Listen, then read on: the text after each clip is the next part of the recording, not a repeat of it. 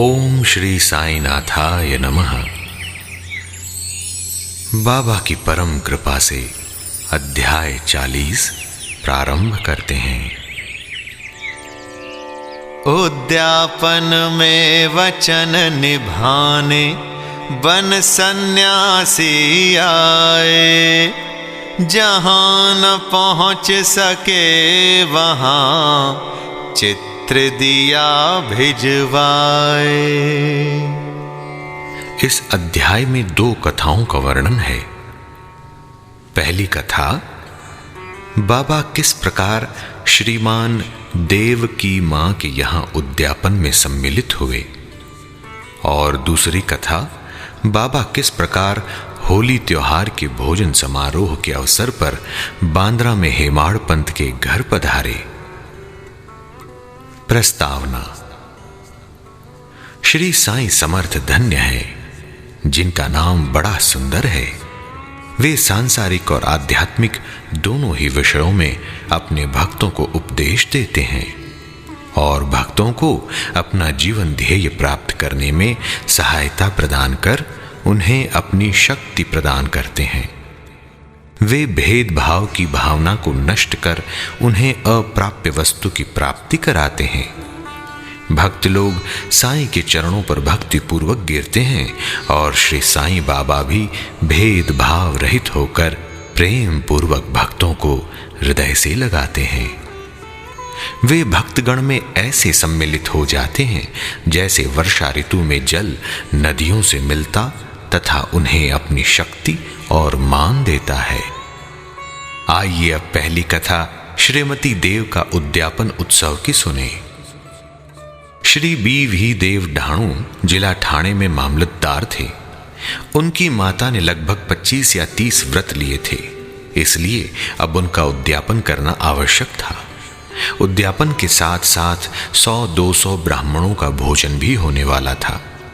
श्री देव ने एक तिथि निश्चित कर बापू साहेब जोग को एक पत्र शिरडी भेजा।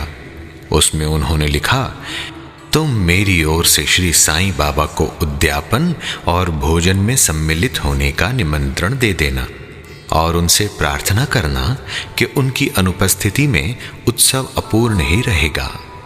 मुझे पूर्ण आशा है कि वे अवश्य डहाणू पधार कर दास को कृतार्थ करेंगे। बापू साहेब जोग ने बाबा को वह पत्र पढ़कर सुनाया। उन्होंने उसे ध्यान पूर्वक सुना और शुद्ध हृदय से प्रेषित निमंत्रण जानकर वे कहने लगे, जो मेरा स्मरण करता है उसका मुझे सदैव ही ध्यान रहता है। मुझे यात्रा के लिए कोई भी साधन, गाड़ी, तांगा या विमान की आवश्यकता नहीं है। मुझे तो जो प्रेम से पुकारता है उसके सम्मुख मैं अविलंब ही प्रकट हो जाता हूं। उसे एक सुखद पत्र भेज दो कि मैं और 2 व्यक्तियों के साथ अवश्य आऊंगा। जो कुछ बाबा ने कहा था, जोग ने श्री देव को पत्र में लिखकर भेज दिया। पत्र पढ़कर देव को बहुत प्रसन्नता हुई, परंतु उन्हें ज्ञात था कि बाबा केवल राहता, रुई और नीम गांव के अतिरिक्त और कहीं भी नहीं जाते हैं। फिर उन्हें विचार आया कि उनके लिए क्या असंभव है। उनकी जीवनी अपार चमत्कारों से भरी हुई है। वे तो सर्वव्यापी हैं। वे किसी भी वेश में अनायास ही प्रकट होकर अपना वचन पूर्ण कर सकते हैं। उद्यापन के कुछ दिन पूर्व एक सन्यासी डहाणू स्टेशन पर उतरा, जो बंगाली सन्यासियों के समान वेशभूषा धारण किए हुए था। दूर दूर से देखने में ऐसा प्रतीत होता था कि वह गौ रक्षा संस्था का स्वयं सेवक है। वह सीधा स्टेशन मास्टर के पास गया और उनसे चंदे के लिए निवेदन करने लगा। स्टेशन मास्टर ने उसे सलाह दी कि तुम यहाँ के मामलेदार के पास जाओ और उनकी सहायता से ही तुम यथेष्ट चंदा प्राप्त कर सकोगे। ठीक उसी समय मामलेदार भी वहां पहुंच गए। तब स्टेशन मास्टर ने सन्यासी का परिचय उनसे कराया और वे दोनों स्टेशन के प्लेटफॉर्म पर बैठे वार्तालाप करते रहे। मामलेदार ने बताया कि यहाँ के प्रमुख नागरिक श्री राव साहेब नरोत्तम सेठ ने धर्मार्थ कार्य के निमित्त चंदा एकत्र करने की एक नामावली बनाई है। अतः अब एक और दूसरी नामावली बनाना कुछ उचित सा प्रतीत नहीं होता। इसलिए श्रेयस्कर तो यही होगा कि आप 2-4 माह के पश्चात पुनः यहां दर्शन दें। यह सुनकर सन्यासी वहां से चला गया और 1 माह पश्चात श्री देव के घर के सामने तांगे से उतरा। तब उसे देखकर देव ने मन ही मन सोचा कि वह चंदा मांगने ही आया है। उसने श्री देव को कार्य व्यस्त देखकर उनसे कहा, श्रीमान, मैं चंदे के निमित्त नहीं वरन भोजन करने के लिए आया हूं। देव ने कहा, बहुत आनंद की बात है, आपका सहर्ष स्वागत है। सन्यासी ने कहा, मेरे साथ 2 बालक और हैं। देव ने कहा, तो कृपया उन्हें भी साथ ले आइए ना। भोजन में अभी 2 घंटे का विलंब था, इसलिए देव ने पूछा, यदि आज्ञा हो तो मैं किसी को उनको बुलाने को भेजूं? सन्यासी ने कहा, आप चिंता न करें, मैं निश्चित समय पर उपस्थित हो जाऊंगा। देव ने उनसे दोपहर में पधारने की प्रार्थना की। ठीक 12 बजे दोपहर को तीनों वहां पहुंचे और भोज में सम्मिलित होकर भोजन करके वहां से चले गए। उत्सव समाप्त होने पर देव ने बापू साहेब जोग को पत्र में उल्हाना देते हुए बाबा पर वचन भंग करने का आरोप लगाया। जोग वह पत्र लेकर बाबा के पास गए, परंतु पत्र पढ़ने की पूर्व ही बाबा उनसे कहने लगे, अरे मैंने वहां जाने का वचन दिया था, तो मैंने उसे कोई धोखा नहीं दिया। उसे सूचित करो कि मैं अन्य 2 व्यक्तियों के साथ भोजन में उपस्थित था, परंतु जब वह मुझे पहचान ही न सका तब निमंत्रण देने का कष्ट ही क्यों उठाया था।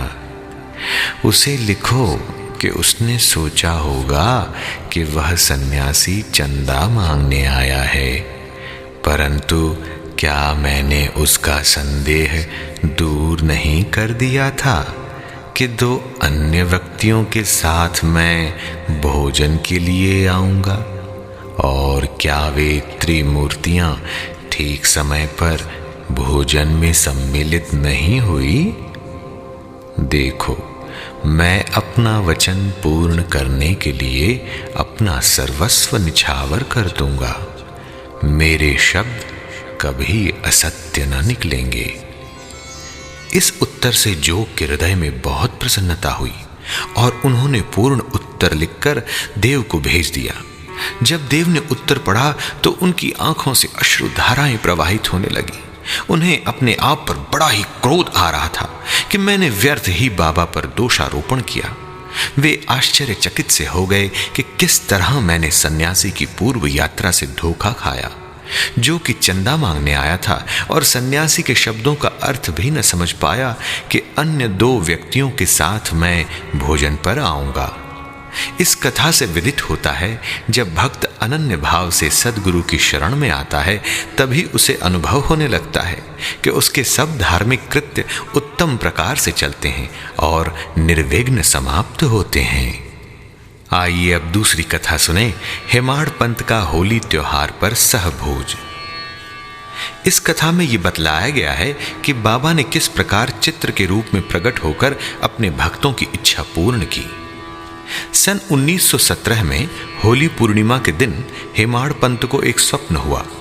बाबा उन्हें एक सन्यासी के वेश में दिखे और उन्होंने हेमाड़ पंत को जगा करके कहा, मैं आज दोपहर को तुम्हारे यहां भोजन करने आऊंगा।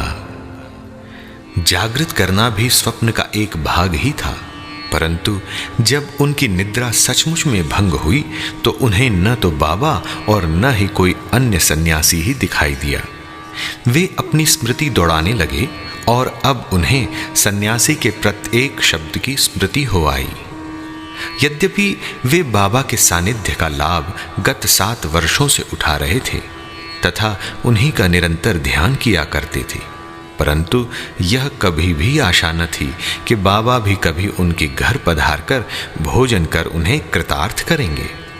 बाबा के शब्दों से अति हर्षित होते हुए वे अपनी पत्नी के पास गए और कहा, आज होली का दिन है, एक सन्यासी अतिथि भोजन के लिए अपने यहां पधारेंगे, इसलिए भात थोड़ा अधिक बनाना।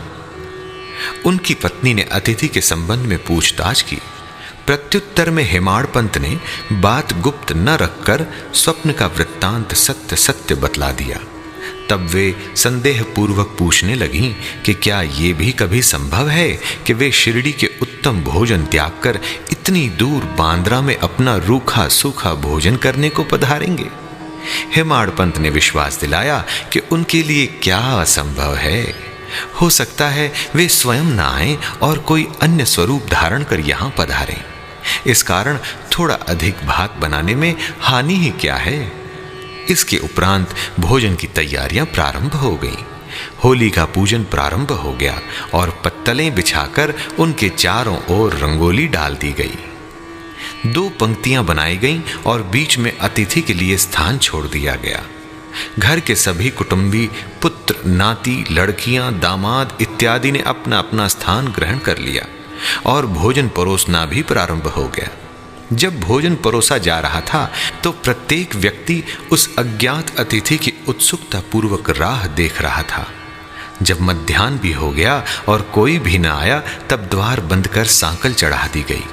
अन्न शुद्धि के लिए घृत वितरण हुआ, जो कि भोजन प्रारंभ करने का संकेत है। वैश्वदेव अर्थात अग्नि को औपचारिक आहुति देकर श्री कृष्ण को नैवेद्य अर्पण किया गया। फिर सभी लोग जैसे ही भोजन प्रारंभ करने वाले थे कि इतने में सीढ़ी पर किसी के चढ़ने की आहट स्पष्ट आने लगी। हेमाड़ पंत ने शीघ्र उठकर सांकल खोली। 2 व्यक्तियों, एक अली मोहम्मद और दूसरे मौलाना इस्मो मुजावर को द्वार पर खड़े हुए पाया।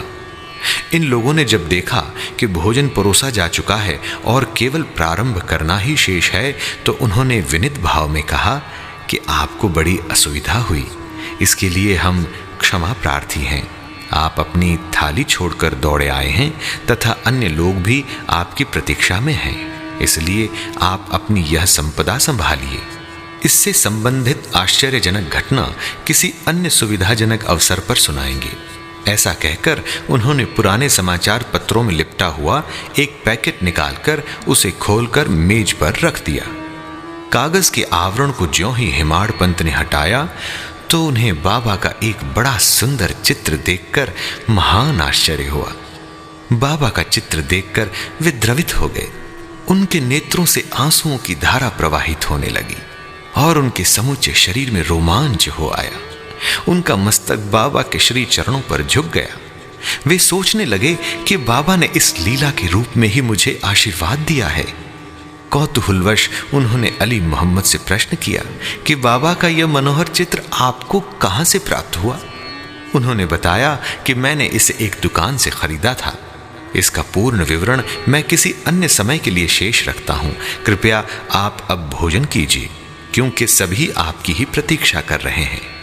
हेमाड़ पंत ने उन्हें धन्यवाद देकर नमस्कार किया और भोजन गृह में आकर अतिथि के स्थान पर चित्र को मध्य में रखा तथा विधि पूर्वक नैवेद्य अर्पण किया। सब लोगों ने ठीक समय पर भोजन प्रारंभ कर दिया। चित्र में बाबा का सुंदर मनोहर रूप देखकर प्रत्येक व्यक्ति को प्रसन्नता हुई और इस घटना पर आश्चर्य भी हुआ कि वह सब कैसे घटित हुआ। इस प्रकार बाबा ने हेमाड़ पंत को स्वप्न में दिए अपने वचनों को पूर्ण किया। साईं का वचन असत्य नहीं, चाहे कुछ भी हो, प्रेम से जिसने भी पुकारा, साईं उसका हो। इस चित्र की कथा का पूर्ण विवरण अर्थात अली मोहम्मद को चित्र कैसे प्राप्त हुआ और किस कारण से उन्होंने उसे लाकर हेमाड़ पंत को भेंट किया, इसका वर्णन अगले अध्याय में किया जाएगा। श्री सद्गुरु साईनाथार्पणमस्तु। शुभम भवतु। अध्याय 40 संपूर्णम।